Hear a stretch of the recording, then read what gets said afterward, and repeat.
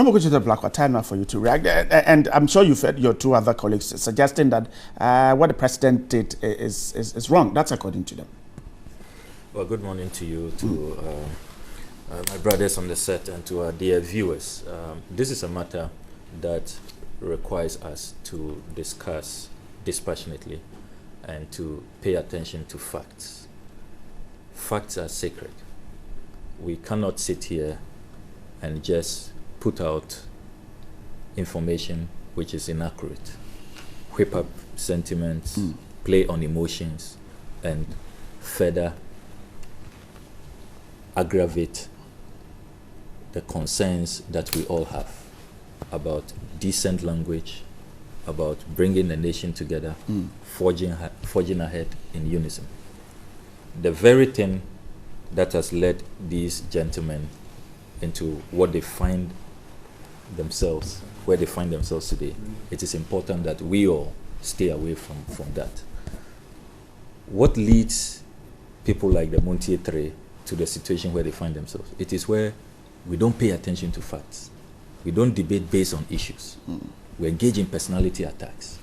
We just put anything out there, like claiming that PNDC elements have murdered judges. No evidence, nothing. We just put it out there. Every regime, every administration, you will have crimes, sometimes heinous crimes, take place when you are in charge. Are we to say that it was sanctioned by the government of the day?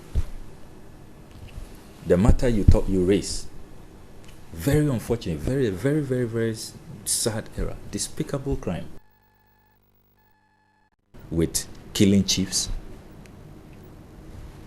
So I want us to put away all these, extraneous matters and, matters that only raise the tension.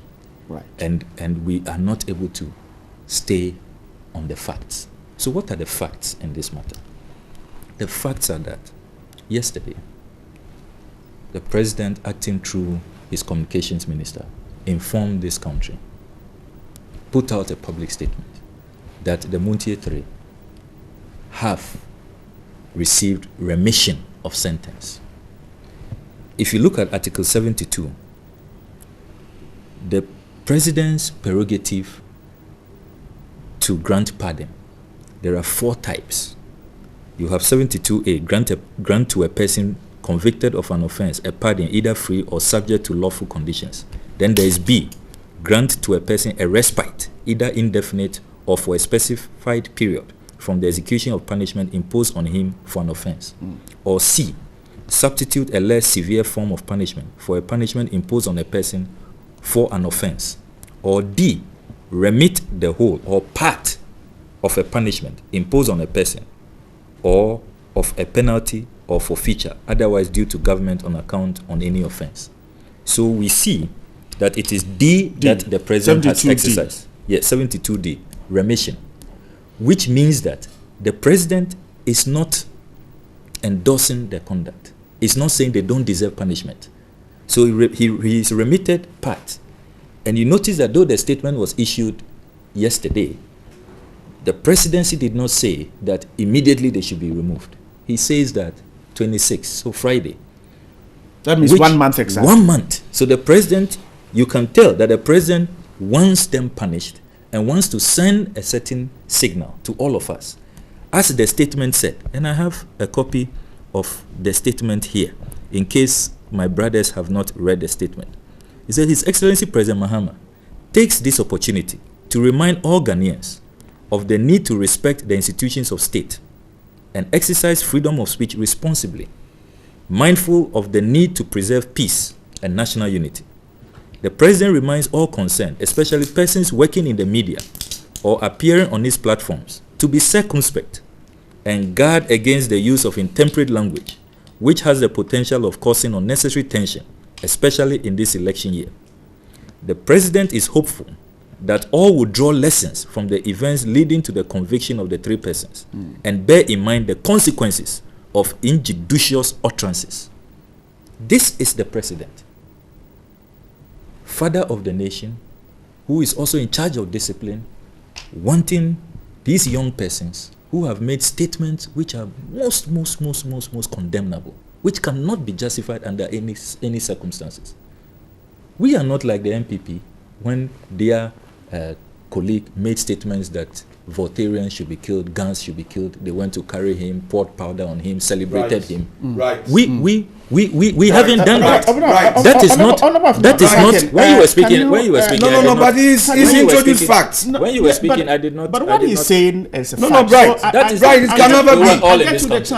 We're all in this country. No, Sammy. Was honorable Sammy, don't try. Not carry shoulder high to the MPP headquarters. No, right.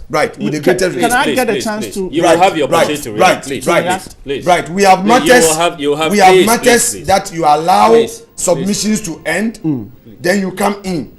There are matters that I think it's our collective duty. There were many issues Honorable Kennedy Japan never called on people to kill guns and airways. Please. And the party never carried him shoulder high. All right. Please, it is not right. Don't try any mischief. The man has been tried. Can you go on? And the court, no, with respect, please. The man has been tried. If you allow me to handle this, okay? You will put him to street. He made a statement that element of you put him to the strictest proof. But I'm saying, is that not the fact that it is not a fact that the man was tried, right, with the respect. Right. Please, let me put it in context. If a person goes through trial, he is acquitted and discharged. Did he make the statement? Please, I did not talk about he the trial. Did not. I am talking about he did not make that statement. If he had made that statement, the court would have convibbed him. On the please. The man made a statement. Please, the man went through trial. He's been acquitted and discharged. Kennedy Japan has not. It is not a fact that Kennedy Japan made a statement that guns and airways should be killed, and the party carried him shoulder high for saying that. So you are saying that he didn't make the statement. I am saying that the effect of his statement is that he didn't make the statement. Right. With respect. You are not. This is not my. Yes. I know where he wants to go to. But why don't those tribal sentiments should not. We should not encourage that, and I will not encourage it. He didn't make the I will statement. not want to sit here for him to run away with those tribal statements. It is not right. All right. How can you say we endorse that somebody should? Was he carry shoulder? No, please. It is never true. Please, it is never true. Well, we leave it to it is not okay. You are here talking about what to judge. Must you do this? It is not true. I think that you should withdraw that. I will not. We were all in this country. No, with respect, I will not want to sit here and entertain tribal statements. That's wrong. Did that happen or not? Can you? No, brother, that is just unfair. Yes, can you calm down? That is just unfair. Okay, can you calm down? How can you say the party carried him shoulder high for saying that guns and airways should be killed? Do you know the effect of what he's trying to say? Do you know what he wants? If you can calm down. You said bring it. Yes, and play the footage. The pictures are there for you should play the where footage. after the court verdict he was carried high. There was powder poured on him. On what basis? Based on the fact that he has gone to court and is out. But the point did the party carry him shoulder high because please don't let people who went to court. Our viewers will judge whether those who went to court were NDC or PPP or PWD. So if we can just let it lie so that he make his comment and then we can move on. Right. When the judges determine the matter, they also place a responsibility on the host. I have to take a break. Yes, let's take a break and resolve this. Let's take a break and resolve this matter. Because the judges also made a statement on host. Listen, this is not my usual style. You know me. The point is that if he says that some people had carried Kennedy Japan, but if you say that the party, you are being unfair. I know what they want to do. Disrupting the whole discussion. I know my friends on the other side. You are dealing with your matter. You want to bring in Kennedy Japan and introduce tribalism against MPPs against Ewe and Gas. It is never true. Don't say that because he wants to say a statement against a party. My party never endorsed the statement, any statement or purported statement that guns and airways should be killed. Let's leave it. To the audience. Why we are showing respect, we will not allow you to get away. We will not. Let's leave it. If indeed it is the people who went to court were not MPP, our viewers will judge. We have not said so, right? You are getting me wrong. He says the party. He says the party. Okay, all right. I'm grateful. Please proceed. So the president's statement is very clear that his leadership, and as leader of the NDC and leader of this nation, he will not condone, he will not endorse these statements. Right. He will not. And that is why the 4 options available to him under Article 72, he exercised D, which is remission. So they still have to pay the fines of 10,000 Ghana cedis each, and they still have to do time, 1 month. If you check all the contempt cases we have had, and I've been checking, since 2013, this is the highest sentence that any Ghanaian has suffered. You can even argue that the statements they made, there were others who made similar statements, but were only given fines. But I will not go there. I respect the authority of the judges to make judgments based on how they assess the evidence before them. They have said that even in previous cases, for example, Sir John, who said others should go and prepare coffins and all of that, they have said that those were, the earlier times. Those are the first times that these people were paying attention to contempt of the court. So they were quite lenient. And they said that in this case, they intended to come down heavy. So let's grant our revered judges that. However, there was some concern, I want to say quite general, but to be fair to the fact, there were others too who felt that the 4 months was enough. But we know that despite the fact that there were others like my own uncle Sam Okudjato, who thought that the 4 months was good enough, and that he was even saying they should have gotten more. There were others like Professor Kwekari, like Amnesty International, Honorable Martin Amidu, Dr. Atta Kennedy, Dr. Nyaho Tamaklo, and many others who also said, including some of us who signed, and I do not regret signing that petition, calling for mercy and asking that though their statement should be condemned, the 4 months was harsh. That is what our position has been, that the 4 months is very harsh, and that having paid the fines, having fined the directors and all of that, having drawn our attention, and looking at the remorse, these people did not under any circumstance attempt even one day to be haughty, to be stubborn, to be headstrong, and to say that they do not regret their statements. But some immediately the attention was suggested drawn. That even when they were invited, the host of the show had gone back to the station to say that, well, for him, he's ready to go to jail if the need be. Well, I'm hearing that for the first time. Does it show that remorse? But having heard them, in the court, having heard their counsel, right, at all material times, to me, observing from afar, it was clear that they were in sackcloth and ashes. They were on bended knees, very remorseful of their statements. And I think that we should place this whole development in context. Right. Within the context of the remorse shown, within the context of the apology, and the need to also reduce tensions, and the fact that beyond even the president's right under Article 72 to exercise his prerogative of mercy, he, as leader of the executive, had carried out some steps, taking some steps to assure the judiciary. He instructed the Interior Minister to meet with the bench, the leadership of the judiciary. The BNI also picked the three, because you don't want to take these threats lightly. The BNI locked them up for a number of days, interrogated them, after put out a statement that they have assessed, the threat and looked at whether they were, they had planned, or if they were in a position capable of carrying out that. You see, so we must take all of these things in context, because you see, it is important in these discussions to also assure our revered judges that the president has not been one-sided, only concerned about sentiments of those who say that the sanctions are harsh, and ignored the judges. you can see that the president has been very deliberative. He's been very balanced.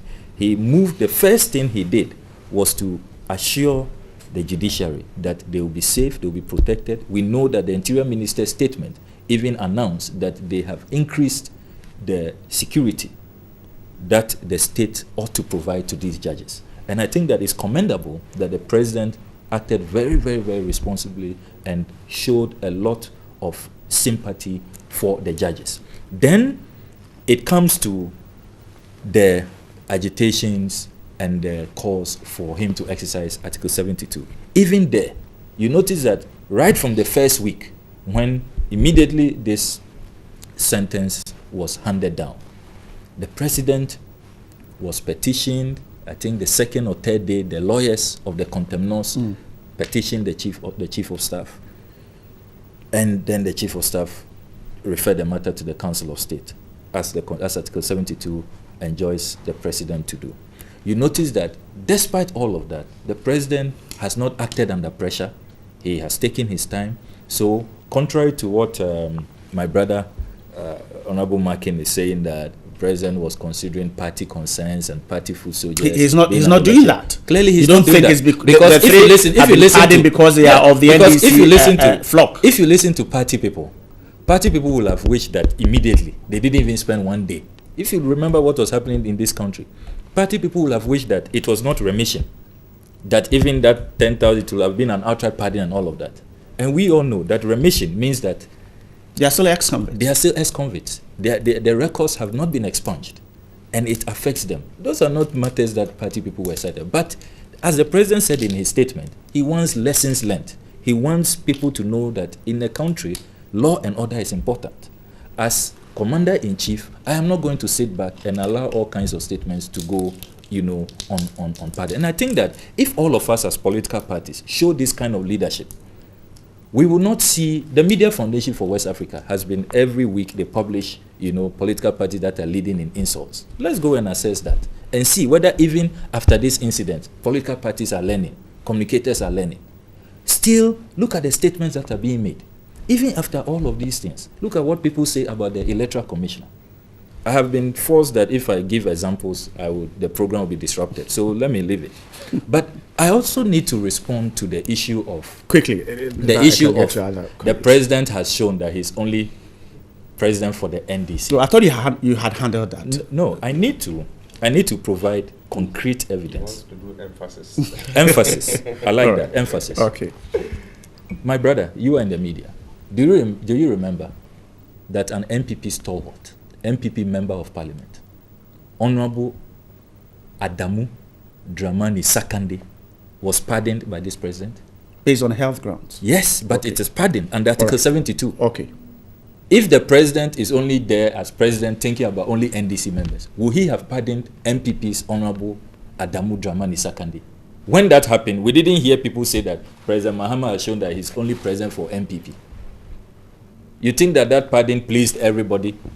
Those people in Boku who were not happy that you remember the case about nationality, passport issues, and then had won the election, and Honorable Ayariga lost out to him. You think that pardon pleased all the NDC members in Boku who felt they had been done in by the candidature of Honorable Dramani Sakande? But that is what a responsible president does, a compassionate president. You look at the facts, and it should not matter whether the person is NDC, MPP, CPP or not. Only 1st July, a few weeks ago, President Mahama pardoned 896 Ghanaians. 896 Ghanaians. Did he ask for their party card? Did they ask them to show that they are NDC members before they were granted pardon? How would you answer your critics who say that, well, Adamu Sakande's pardon and the one you're referring to, they don't seem to come close to what perhaps the Montie 3 did. If your critics put in that question. Our critics will only say that out of mischief purposes. They will do that because they want to be disingenuous. Because they are arguing that Article 72, the president's prerogative, has been exercised just because the three are NDC. And I am proving to you that same Article 72 has been exercised in instances where the people are known card-bearing members of the MPP. So you cannot make that argument. you will have been right if since President Mahama has been president, he has only pardoned NDC people, and he asked that if you want pardon, you must show a party card, show that you are NDC. Then you can make that wrap up for me in 30 seconds. So this is a matter that, my brother, what is important is that lessons ought to be learned. All of us who come to the media, who come to make commentary, must be temperate, must be guided, must be controlled. We should not just make statements that will undermine the peace and stability of this nation. Let's learn lessons. Let us always remember that those three still have their names on the records. It was not a full pardon. It should always remind us that there are consequences for our actions, consequences of our statements, and let us move on as a nation. I think that should be our attitude. I'm grateful, Honorable Okudjato.